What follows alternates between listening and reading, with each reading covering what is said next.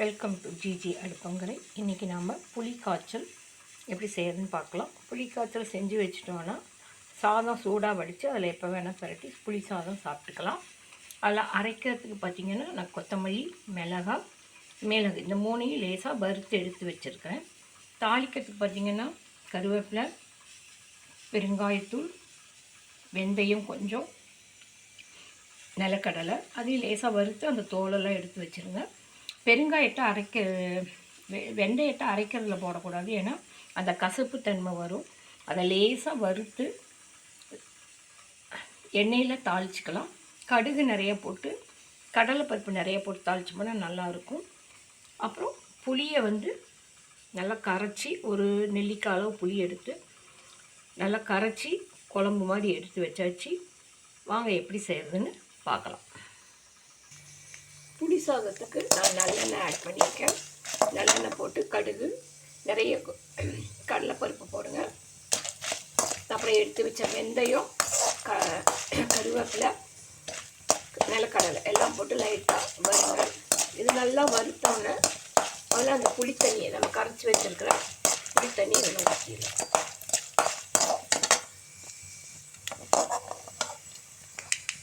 கடுகு எல்லாம் நல்லா பொரிஞ்ச பிறகு கரைச்சி வச்சுருக்க புளி தண்ணியை ஊற்றி தேவையான உப்பு, மஞ்சத்தூள் போடுங்க. இது நல்லா கொதித்து வரணும். கொதித்த பிறகு நம்ம அரைச்சிருக்கிற மசாலா இதில் சேர்த்தலாம். நல்லா சுருண்டி வரணும், கரைச்சி வரணும். வெந்தயம் நிறைய போடக்கூடாது. வெந்தயம் தாளிக்க போது போடுங்க. வேணும்னா அரைக்கிறதுக்கு லேசாக கொஞ்சமாக வெந்தயம் வறுத்து அரைச்சி போடுங்க. ஏன்னா அது ஒரு கசப்பு தன்மையை கொடுக்கும்.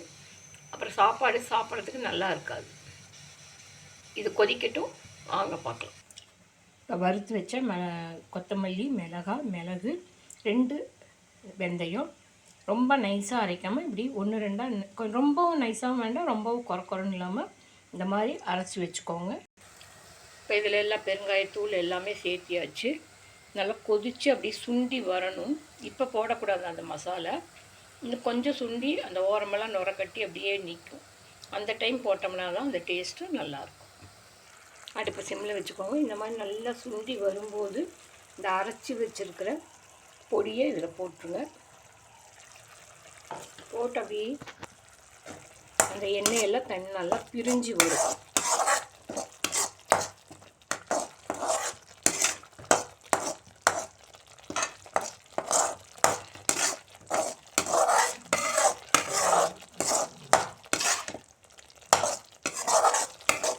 அந்த எண்ணெய் பிரிஞ்சு வர வரையும் நல்லா கொதிக்கும்.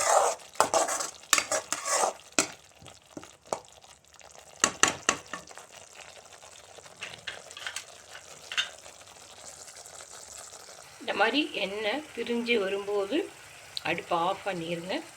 இதுதான் கரெக்டான பதமாக இருக்கும் சாப்பாட்டில் போட்டு பிணைஞ்சி வைக்கிறதுக்கு. புளிக்காய்ச்சல் ரெடி ஆகிறதுக்குள்ளே சாதத்தை வடித்து இந்த மாதிரி ஒரு தட்டில், அகலமான தட்டில் பரப்பி ஆற வச்சுருங்க. அதுக்கு மேலே லைட்டாக நல்லெண்ணெய் ஊற்றி ஆற வச்சிட்டிங்கன்னா சாதம் தனித்தனியாக விதையாக தனித்தனியாக நிற்கும். இல்லைன்னா குழஞ்ச மாதிரி இருக்கும். சாதத்தை நல்லா ஆற வச்ச பிறகு அந்த புளிக்காய்ச்சல் போட்டு இதில் பிணையலாம். இந்த மாதிரி ஆறின சாதத்தில் நீங்கள் போட்டு பரட்டிக்கோங்க.